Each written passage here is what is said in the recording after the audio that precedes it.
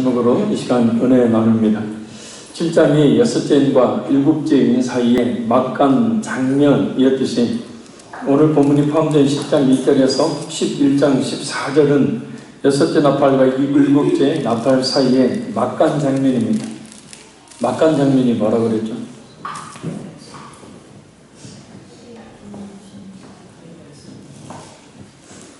막간 장면이 금방 어떤 권사님에게 회개할 기회를 주고 있는 거다. 그래서 심판 사이에 막간 장면이 있는 것은 회개할 기회를 주고 계시는 거죠. 자,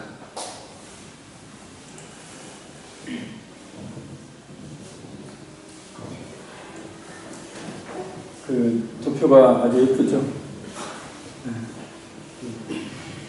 아연이가 만들어서 10장 1절에서 11장 14절까지 보면은 이게 바로 막간 장면에 해당되는 것이고 6째 나팔과 7째 나팔 사이에 막간 장면, 그러니까 심판과 심판 사이에 막간 장면은 회개할 기회를 주고 있는 거라는 겁니다.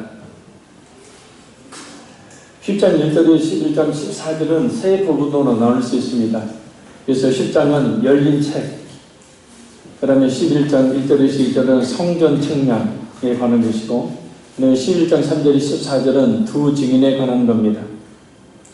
그리고 이 10장의 열린 책은 다시 세 부분으로 나눌 수 있습니다. 10장 1절에 4절은 손에 열린 책을 든 힘센 천사를 소개하고 있고, 그 다음에 5절에서 7절은 힘센 천사가 하나님 나라에서 맹세하는 장면, 그리고 8절에서 11절은 그 힘센 천사가 전해준 열린 책을 먹은 사도 요한의 사명에 대한 얘기입니다. 신천지 이만희는 이 사도 요한적 사명을 자신이 부여받았다고 이야기를 하죠. 그 화상에 대해서는 다음 주에 말씀을 드리도록 하겠습니다. 그럼 먼저 첫째 부분인 손에 열린 책을 든 힘센 천사의 소개, 이 부분을 먼저 살펴보도록 하겠습니다. 우리 1절에서 4절까지 말씀을 같이 한번 다시 읽겠습니다. 내가 또 보니 힘센 다른 천사가 구름을 입고 하늘에서 내려오는데 그 머리 위에 무지개가 있고 그 얼굴은 해같고 그 발은 불기둥 같으며 그 손에는 펴놓인 작은 두루마리를 들고 그 오른발은 바다를 밟고 왼발은 땅을 밟고 사자가 부르짖는 것 같이 큰 소리로 외치니 그가 외칠 때 7 우레가 그 소리를 내어 말하더라. 7 우레가 말을 할 때 내가 기록하려고 하다가 곧 들으니 하늘에서 소리가 나서 말하기를 7 우레가 말한 것을 인봉하고 기록하지 말라 하더라. 아멘. 하늘에서 내려온 이 힘센 천사는 4가지 모습을 하고 있습니다. 첫째는 옷은 구름을 입고, 둘째는 머리 위에 무지개가 있고, 세 번째는 얼굴은 해같고 발은 불기둥 같습니다. 이 힘센 천사는 요한계시록 4장에 하나님과 1장에 예수님의 모습을 꼭 닮았습니다. 왜냐하면 이 힘센 천사가 하나님과 예수님과 밀접한 관계가 있음을 보여주기 때문입니다. 그리고 동시에 힘센 천사가 하나님과 예수님의 대행자라는 것을 말해줌을 통해서 알 수 있습니다. 그리고 심판을 행하는 그 권세가 바로 천사들에게 있기 때문이죠. 이 힘센 천사는 손에 펼쳐진 작은 두루마리를 들고 있습니다. 그런데 한 가지 5장에서도 두루마리가 나옵니다. 그럼 같은 것인가 아니면 다른 것인가? 5장은 그냥 두루마리라고 부르는데 이 10장에서는 작은 두루마리라고 부르기 때문에 서로 각각 다른 책을 말한다라고 하는 사람들이 있는데 같은 두루마리를 말합니다. 여기는 몇 가지 이유가 있습니다. 첫째는 요한계시록 10장 안에서도 2절과 9절과 10절에서는 작은 두루마리로 말하고 있고 8절에서는 그냥 두루마리로 지칭합니다. 이것은 크고 작음을 떠나서 같은 두루마리를 말한다는 것을 알 수 있습니다. 둘째는 5장과 10장의 두루마리는 모두 구약의 에스겔 2장 9절에서 3장 3절을 배경으로 하고 있습니다. 이 중에서 5장의 배경은 에스겔 2장 9절에서 10절입니다. 내가 보니 보라 한 손이 나를 향하여 펴지고 보라 그 안에 두루마리 책이 있더라. 그가 그것을 내 앞에 펴시니 그 안팎에 글이 있는데 그 위에 애가와 애국과 재앙의 말이 기록되었더라. 아멘. 또한 10장의 배경이 되는 에스겔 3장 1절에서 3절을 보면 이렇게 말씀합니다. 또 그가 내게 이르시되 인자야 너는 발견한 것을 먹으라. 너는 이 두루마리를 먹고 가서 이스라엘 족속에게 말하라 하시기로 내가 입을 벌리니 그가 그 두루마리를 내게 먹이시며 내게 이르시되 인자야 내가 네게 주는 이 두루마리를 내 배에 넣으며 내 창자에 채우라 하시기에 내가 먹으니 그것이 내 입에서 달기가 꿀 같더라. 아멘. 그래서 자세히 보면 계시록 5장의 배경이 되는 에스겔 2장 9절에서 10절을 보면 두루마리 책이라고 부르고 10장의 배경이 되는 에스겔 3장 1절에서 3절을 보면 그냥 두루마리라고 부릅니다. 그래서 요한계시록 5장의 배경이 되는 에스겔의 두루마리 책은 요한계시록에서 그냥 두루마리로, 요한계시록 10장의 배경이 되는 에스겔의 두루마리는 요한계시록에서 작은 두루마리로 다른 용어를 사용하고 있는 것을 볼 수 있습니다. 그래서 서로 혼용하여 사용하고 있는 것을 봐요. 다른 책을 말하는 것이 아니라는 겁니다. 그래서 요한계시록 5장과 10장의 두루마리는 서로 다른 책을 말하는 것이 아니라 같은 책을 말한다는 것을 알 수가 있습니다. 왜 이것이 중요하냐면 이 두루마리를 다르게 봐서 꼭 이단적 사상을 이 알레고리, 지나친 영해, 영적 해석을 하는 겁니다. 그래서 무조건 어떤 것에 영적인 의미가 있다고 해석을 하는 거죠. 신천지가 사용하고 있는 방법이 바로 그런 방법입니다. 그러니까 갖다 다 때려 맞추는 거죠. 신천지의 해석은 성경 해석이라 볼 수가 없는 그런 성경 구절을 꽤 맞추는 겁니다. 그래서 어떨 때는 잘 맞아 마치 성경을 속 시원하게 풀어주는 것 같이 그렇게 생각이 되는데 전혀 그렇지 않고 완전히 엉망진창이죠. 도대체 말이 안 되는 소리들을 해놓고 있는데 놀랍게도 20만 명 이상의 사람들이, 그 중에 젊은 사람들이 대부분이죠. 그 성경 해석도 아닌 성경을 배운다고 그것을 즐기라고 쫓아가고 있으니 기가 찰려오르시고 전 세계적으로 신천지의 사상이 퍼지고 있으니 기가 찰려오르십니다. 정신 바짝 차려요. 아멘. 우리도 예외가 아니에요.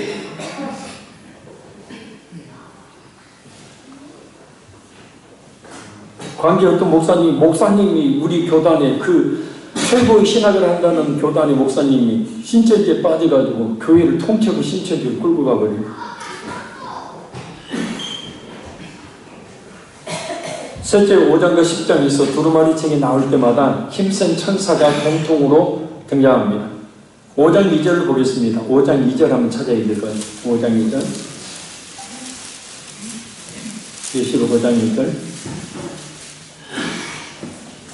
시작. 또 봄에 힘 있는 천사가 큰 음성으로 외치기를 누가 그 두루마리를 펴며 그 인을 떼기에 합당하냐 하나. 아멘. 자, 오늘 본문 10장 1절에서 2절을 내가 또 보니 힘센 다른 천사가 구름을 입고 하늘에서 내려오는데 그 머리에 무지개가 있고 그 얼굴은 해 같고 그 발은 불기둥 같으며 그 손에 펴놓인 작은 두루마리를 들고 그 오른발은 바다를 밟고 왼발은 땅을 밟고.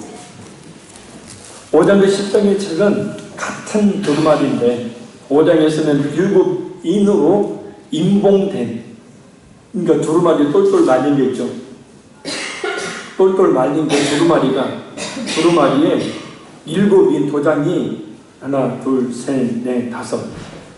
도장을 찍는 그런 도장이 아니라 그것을 봉하는, 그러니까 카라멜 같은 거, 녹은 카라멜 같은 것을 갖다 놓고 도장을 찍죠. 이렇게 딱딱 붙이는 거, 7인. 자, 거기에서는 이 임봉된 두루마리로 나오고 10장에서, 오늘 보면 10장에서는 딱 펼쳐진 두루마리로 나옵니다. 왜 여기서는 두루마리가 펼쳐져 있을까요?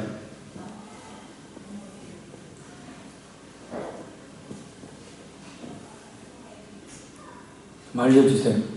왜 두루마리가 펼쳐 있어요?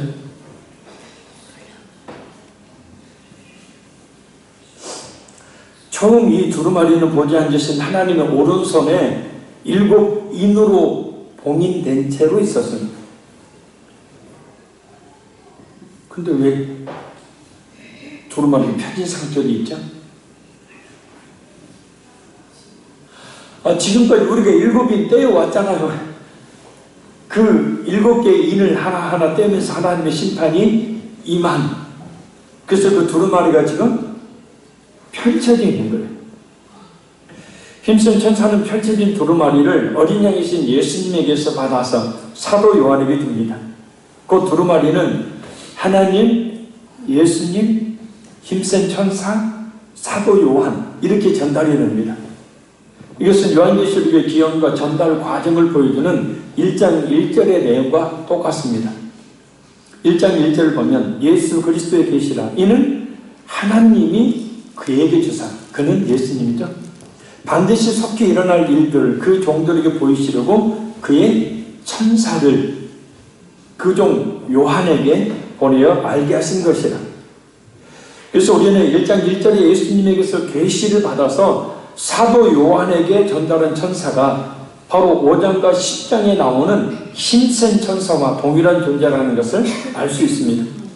그럼 왜 이 힘센 천사를 4장의 하나님과 1장의 예수님처럼 묘사를 하고 있는가? 그것은 바로 이 힘센 천사가 예수님의 계시의 전달자이기 때문입니다. 할렐루야. 그래서 그 천사의 모습이 꼭 성부 하나님, 예수님의 모습을 하고 있는 것은 바로 그 성부 하나님, 예수님의 그 계시를 전달하는 자다라는 것을 알도록 하기 위해서 그와 같은 모습을 하고 있는 거예요. 다른 게 아니라. 근데 이 힘센 천사가 오른발은 바다를 밟고 있고 왼발은 땅을 밟고 있습니다. 어마어마한 거인의 모습으로 등장을 합니다. 왜 이런 어마어마한 거인의 모습을 하고 나타나는 것인가? 땅과 바다는 온 세상을 상징합니다. 천사가 땅과 바다를 밟고 있다는 것은 온 세상에 대한 지배권을 말해요. 그리고 천사가 들고 있는 두루마리 속에 담겨져 있는 메시지는 그래서 온 세상과 관련이 있는 거예요.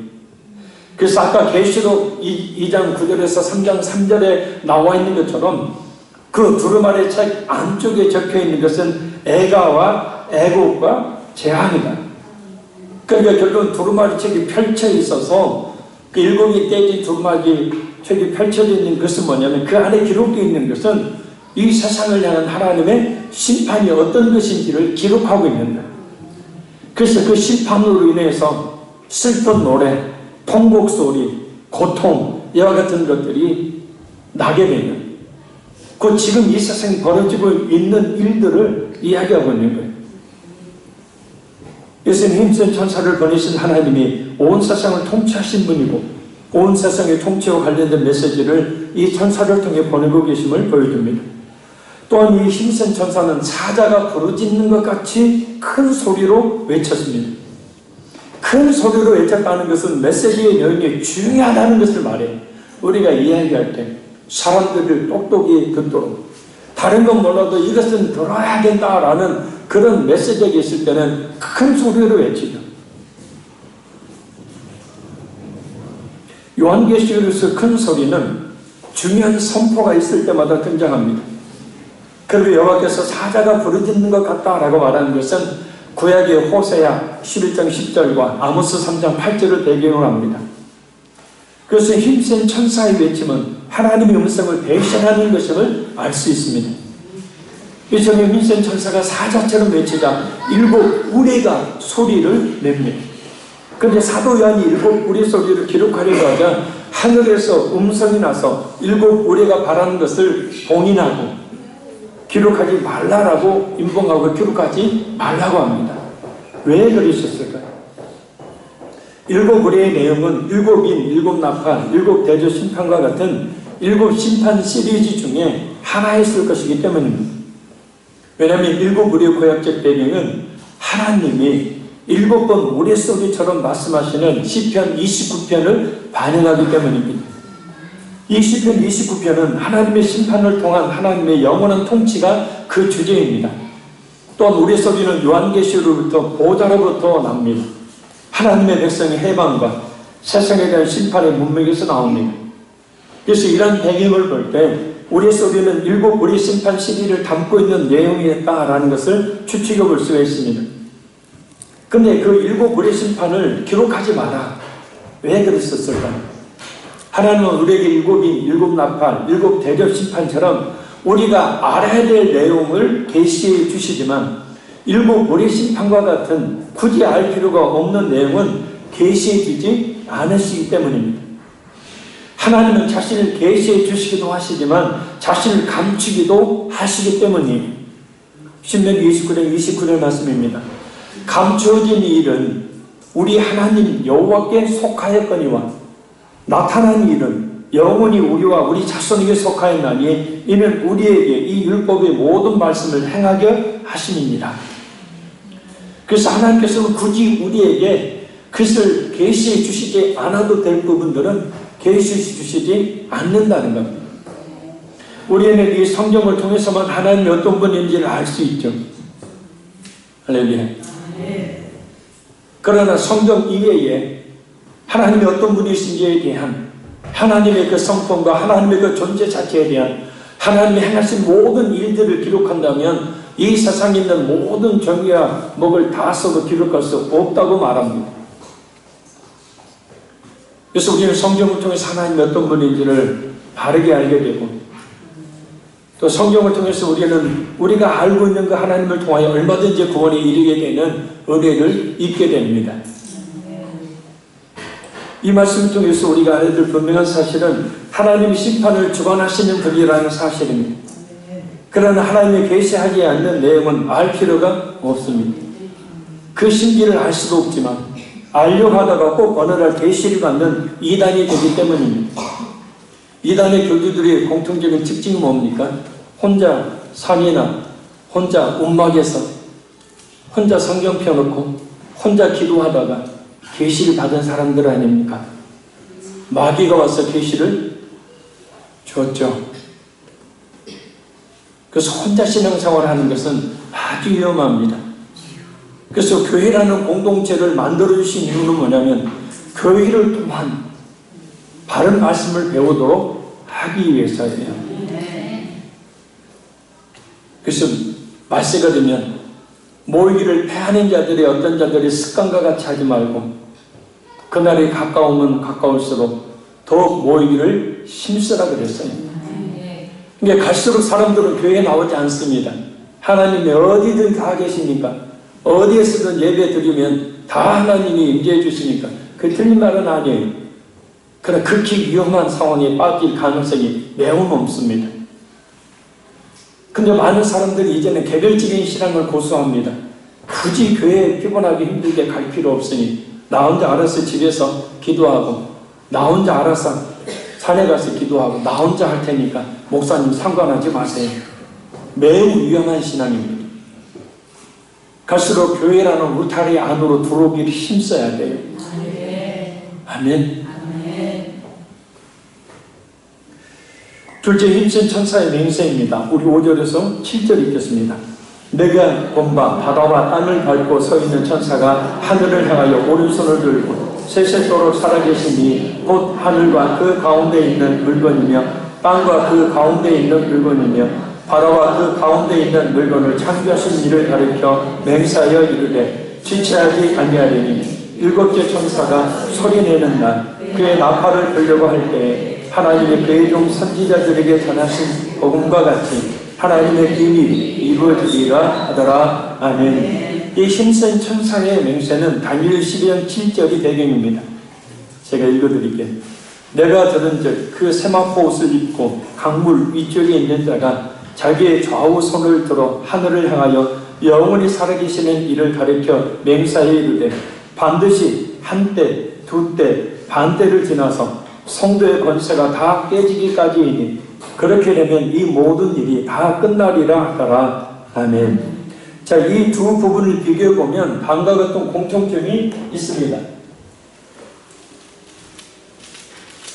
그 계시록 10장 5절에서 7절, 그러니까 다니엘 12장 7절을 비교한 내용입니다. 자, 다니엘 12장 7절은 하늘을 향하여 좌우 손을 드는 것을 말하고, 계시록에서는 하늘을 향하고 오른손을 듭니다. 여분이 살아계시는 이를 가리켜 맹세를 하게 되고, 또 같은 의미죠. 세세토로 살아계신 이를 가리켜 그 앞에서 맹세합니다. 천사가. 이 모든 일이 다 끝나리라. 하나님의 비밀이 이루어지리라 라고 다니엘서 12장 7절에 말씀하고 있는 이 묵시가 곧 계시록에서 다시 반복되면서 이 힘센 천사를 통하여서 하나님의 그 계시가 임하는 것을 볼 수 있습니다. 여기서 우리가 주목해야 될 점은 두 가지입니다. 첫째, 다니엘 이 12장 7절에 한때, 두때, 반때를 지나서 이 모든 일이 끝난다는 것과, 둘째, 계시록 10장 7절에 일곱째 천사가 소리내는 날, 그의 나팔을 불게 될 때에 하나님의 비밀이 이루어지리라 라는 겁니다. 이것은 일곱째 천사가 소리내는 날, 그의 나팔을 불게 될 때가 곧 다니엘 12장 7절이 말하고 있는 한때, 두때, 반때가 끝나는 시점이라는 것을 보여주는 거예요. 잘 들으셔야 합니다. 그럼 일곱째 천사가 나팔을 불게 되면 무슨 일이 일어나는 것인가? 우리 11장 15절 읽겠습니다. 계시록 11장 15절. 돌리셔도 눈꺼풀을 좀 올리시고 같이 한번 읽어. 11장 15절 시작.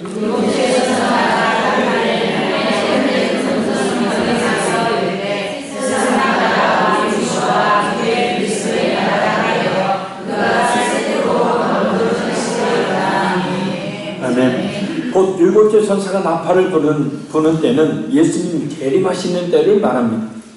예수님이 재림하시게 되면 세상 나라가 완전히 망하고 하나님의 나라가 완성됩니다. 그래서 다니엘이 말하는 한때, 두때, 반때는 최후의 종말이 임하기 전에 종말론적인 기간을 말하는 거예요. 자, 한때, 두때, 반때는 한때 1년, 두때 2년, 반때 반년, 곧 뭡니까? 3년 반.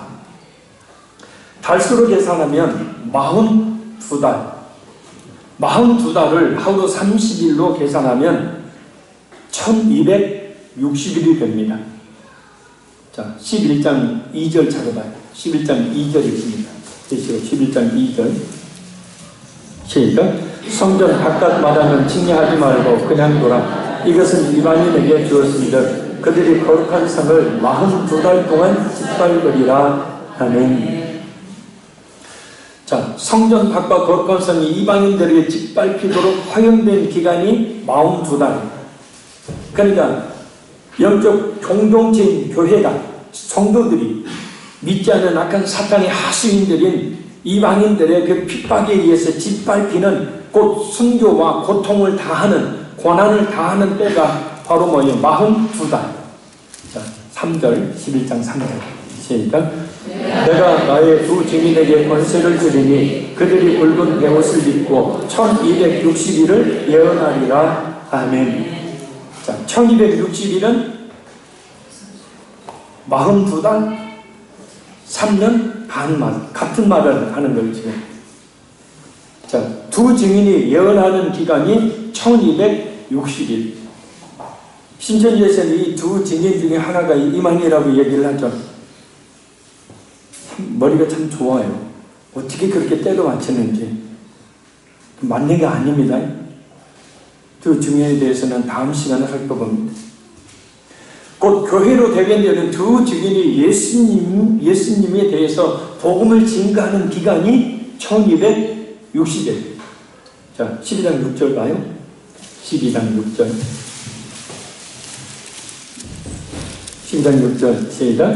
그 여자로 광야로 도망하며 거기서 1260일 동안 그를 양육하기 위하여 하나님께서 예비하신 곳이더라. 아멘. 자, 여기서 아이를 낳은 여인이 용을 피해서 광야에서 하나님의 보호를 받는 기간이 1260일. 곧 아이를 낳은 여인이 누구예요? 여기서 아이는 누구죠?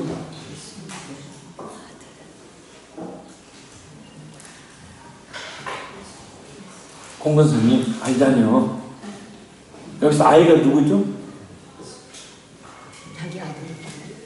네? 자기 아들. 자기 아들.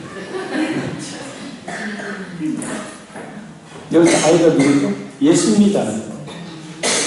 그 아이를 낳은 여인은 누구예요? 마리아예요? 아니야라. 누구예요?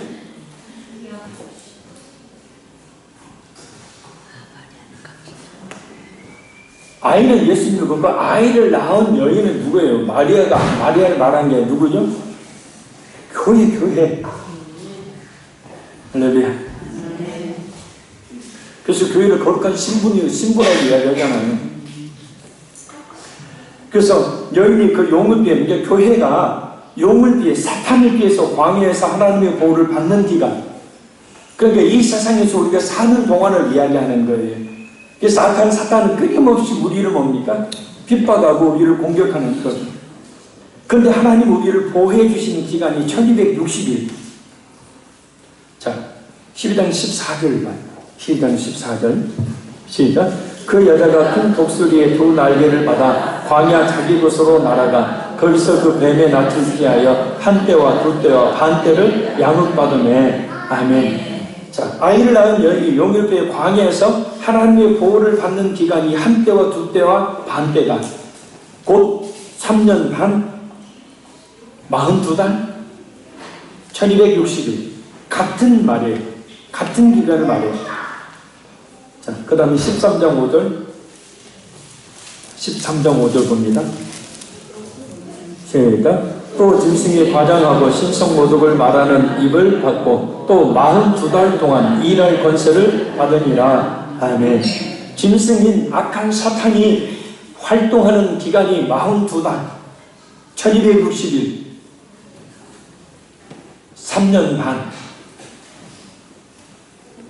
그래서 나중에 이 수도의 의미를 더 자세히 살펴보겠지만 요한계시록에서는 다니엘의 한 때, 두 때, 반 때가 예수님의 초림과 재림 사이에 기간을 의미한다는 것을 알 수 있어요. 할렐루야.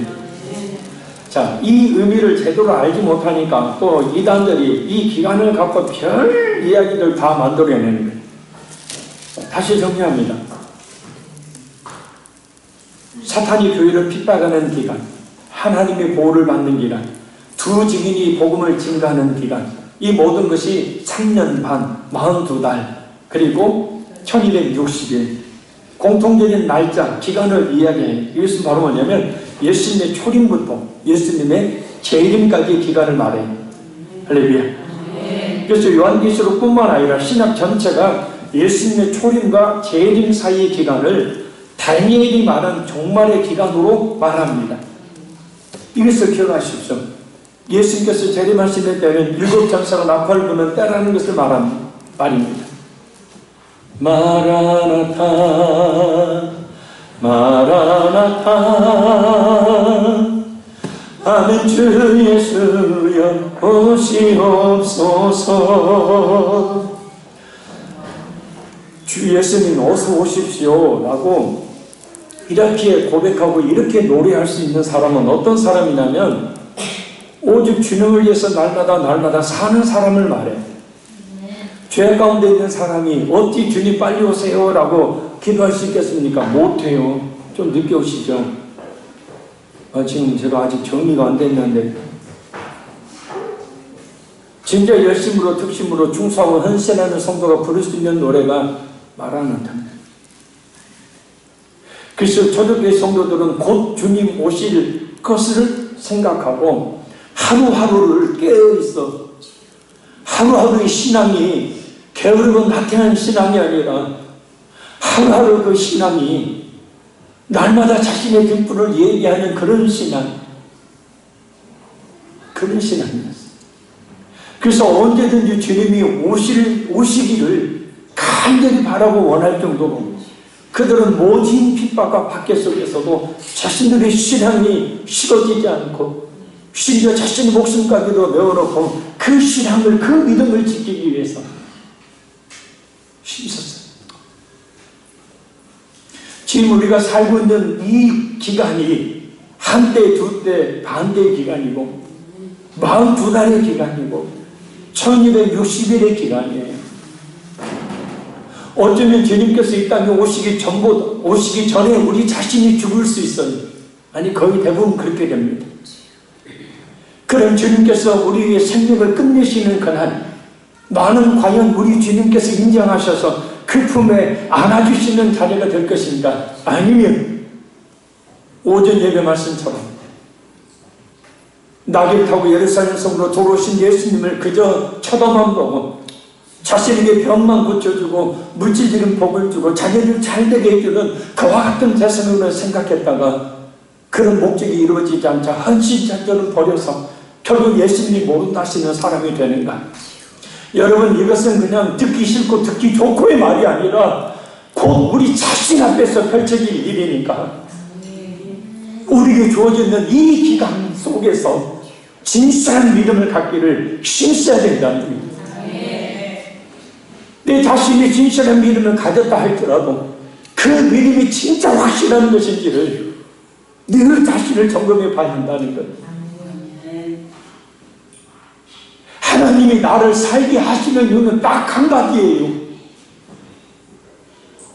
어떤 성도가 그런 상담을 해본 적이 있습니다.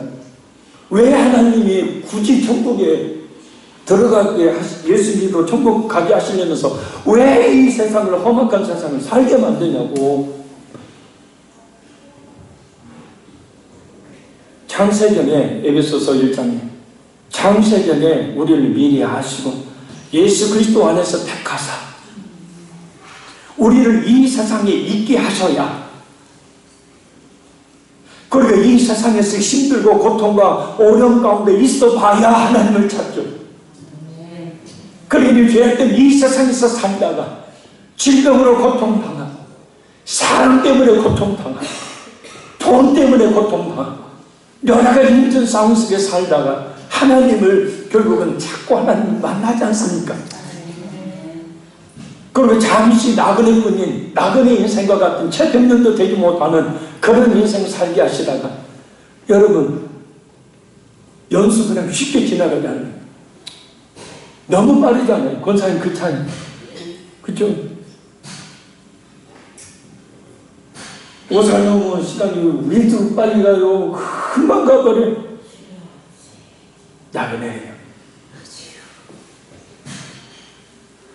잠시 우리는 이 세상에 머물러. 왜요? 이 세상에 머무는 동안 우리 주님 만나도록 해야 영원한 생명을 살기 때문에 그렇다는 거예요. 네. 할렐루야. 네.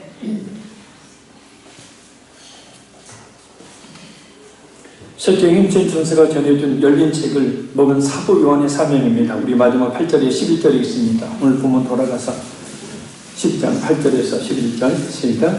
하늘에서 나서 내게 들리는 음성이 또 내게 말하여 이르되 네가 가서 바다와 땅을 밟고 서 있는 천사의 성에 태어노니 두루마리를 가지라 하기로 내가 천사에게 나아가 작은 두루마리를 달라 한즉 천사가 이르되 갖다 먹어버리라. 네 배에는 쓰나 내 입에는 꿀같이 달리라 하거늘 내가 천사의 손에서 작은 두루마리를 갖다 먹어버리니 내 입에는 꿀같이 다나 먹은 후에 내 배에서는 쓰게 되더라. 그가 내게 말하기를 네가 많은 백성과 나라와 황혼과 임금에게 다시 예언하여 하리라 하더라. 아멘. 사도 요한이 힘쓴 천사로부터 펼쳐진 두루마리를 먹고 만국에 예언하여 하리라 라는 장면은 에스겔이 선지자로 부름받는 그 장면을 연상시킵니다. 에스겔은 두루마리를 먹으라는 명령을 받게 됩니다. 이것은 에스겔이 이 두루마리에 담긴 내용을 선포하도록 선지자로 부름받았음을 말하는 장면이에요. 근데 읽으라고 하지 않고 먹으라고 하십니다. 왜 이런 말씀을 하시는 걸까? 구약성경을 보면 하나님의 말씀을 먹는다는 말씀이 여러 번 나옵니다. 이 말씀의 뜻은 말씀의 내용을 단순히 잘 들으세요. 머리로만 이해하는 차원이 아니라 그 내용을 이해하고 난 다음에 그 내용을 가슴으로 느끼고 손발로 실천하는 것까지를 포함하는 거예요. 그래서 그 말씀을 완전히 자기 것으로 만들고 그 말씀이 완전히 자기에게 주신 말씀으로 받고 그 말씀을 자신이 주신 말씀으로 받아서 그 말씀에 순종하라라는 거예요. 할렐루야. 에스겔과 사도 요한에게 하나님의 말씀을 먹으라고 명령하신 것은 이처럼 하나님의 말씀을 단순히 머리로 이해하는 차원이 아니라 하나님의 말씀을 이 마음으로 받고 가슴으로 뼈저리게 느껴서 실천하라는 것을 포함하는 거예요. 그리고 나아가서 그 하나님의 말씀을 전하는 것까지를 포함하는 내용입니다. 따라서 사도 요한에게 펼쳐진 두루마리를 주어 먹게 한 것은 이 책의 내용을 선포해야 된다는 것을 말해요. 그런데 사도 요한이 이 책을 먹을 때 입에서는 꿀같이 달고 배에 들어가니까 배에서는 쓰다 했어요. 그래서 하나님의 말씀을 먹음으로 생기는 단맛과 쓴맛의 양면성을 이야기하는 것입니다. 잘 들으세요. 하나님의 말씀을 들어 믿는 사람은 구원의 감격 가운데 거하기에 단맛을 봅니다. 그러나 반면에 이 세상에 살아가는 동안 자기를 부인하며 자기 십자가를 지고 죄와 세상과 사탄과 싸워야 되는 쓴맛을 아울러 봐요. 따라서 교회는 예수를 믿으면 구원받는다는 메시지와 함께 반드시 예수를 믿지 않으면 심판받는다는 메시지를 같이 전해야 되는 거예요. 아멘. 이렇게 말씀을 전했을 때 하나님의 말씀을 잘 수용해서 구원받는 사람들을 보는 것은 참으로 말씀 증거의 단맛을 보는 것이고, 말씀을 듣고도 회개하지 않고 복음을 전하는 교회를 핍박하는 사람들을 보는 것은 쓴맛을 보는 거예요.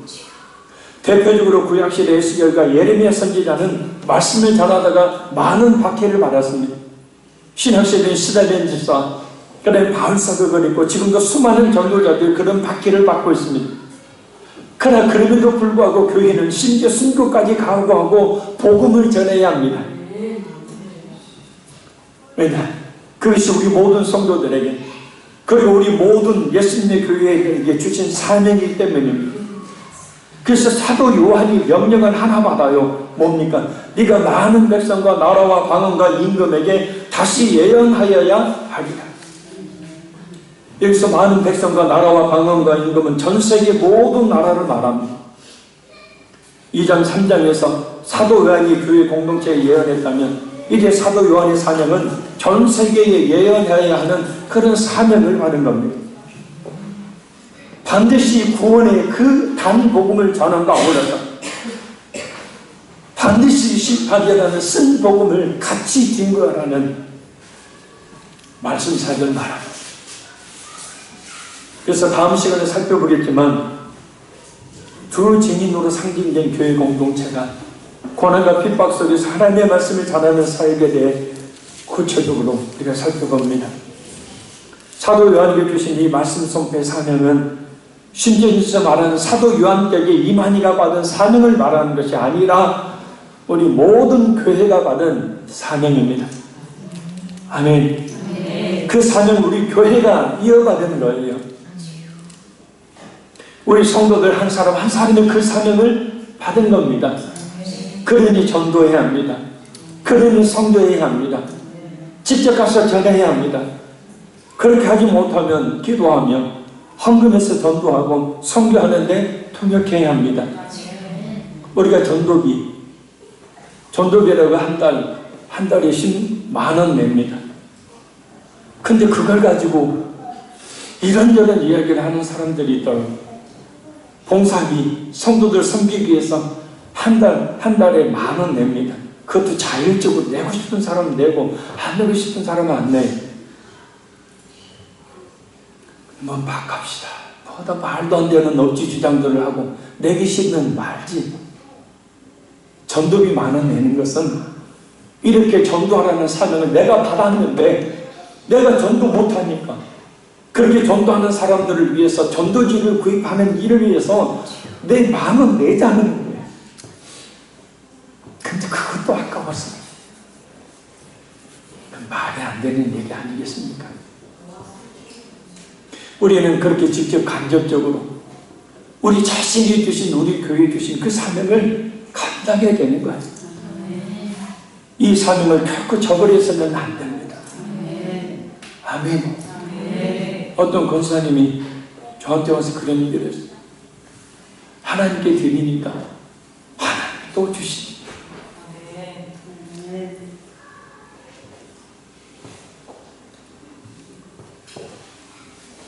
우리 교회 와서 뭐 헌금봉투가 많아서 놀란 분들이 있대요. 뭔 헌금봉투가 저렇게 많은가? 진짜 헌금봉투가 많은 교회는요, 수십 가지입니다. 여러분한테 헌금을 내라는 게 아니고, 그런 의미로 우리가 작은 소자에게 냉수한 그릇 대접하는 것이 곧 예수님께 하는 것이니, 한 달에 한 번 10,000원 봉사비 내서 그걸로 식사 준비해서 성도들 섬기는데, 그것이 죽게 하는 것인데 뭐 밥값을 내라는 것이고, 그건 아니지 않습니까? 그래서 우리가 그렇게 헌신하자라는 의미로 10,000원 내는 거죠. 내기 싫으면 안 내도 됩니다. 그런 것까지 내라고 안 내도 됩니다. 그러나 우리가 그렇게 헌신할 수 있는 기회, 우리가 그렇게 작은 거지만 마련하는 거죠. 전도비 한 달에 10,000원 내는 거 역시 마찬가지입니다. 여러분 자유롭게 하셔야 합니다. 억지로 내지 마세요. 그러나 그렇게라도 내가 전도하는 일에 내 마음을, 그 사명을 그런 식으로라도 감당하겠다라는 표시로 드리는 겁니다. 결론적으로 말씀드립니다. 7째 천사가 나팔을 부는 그때 예수님이 이 땅에 오십니다.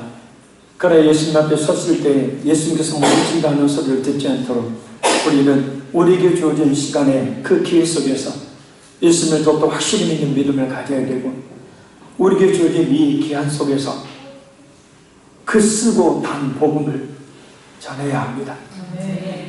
하나님의 말씀을 공연한다는 것은 그 내용을 단순히 머리로만 이해하는 차원이 아니라 그 내용을 완전히 가슴으로 이해하고 정말로 실천하는 것까지를 포함합니다. 그 말씀을 선포하는 것을 말해 사도 요한에게 주신 단맛과 쓴맛을 내는 이 구원과 심판의 말씀 선포의 사명은 이제 우리 교회가, 이 자리에 있는 우리 한 사람 한 사람이 받았습니다. 그러니 우리는 그 사명을 회피해서는 안 됩니다. 직접 또는 간접적으로 본문의 요한 3서에도 로마서 16장에도 그렇게 선교하는, 전도하는 일꾼들에게 먹을 것을, 경비를, 입을 것을 제공하는 것이 하나님의 동역자의 길을 가는 것이다 그랬어요. 그리고 우리는 직접 간접적으로 전도와 선교에 앞장서야 합니다. 우리에게 주신 사명 결코 저기어서는 안 됩니다. 기도하겠습니다. 살아계신 하나님 아버지,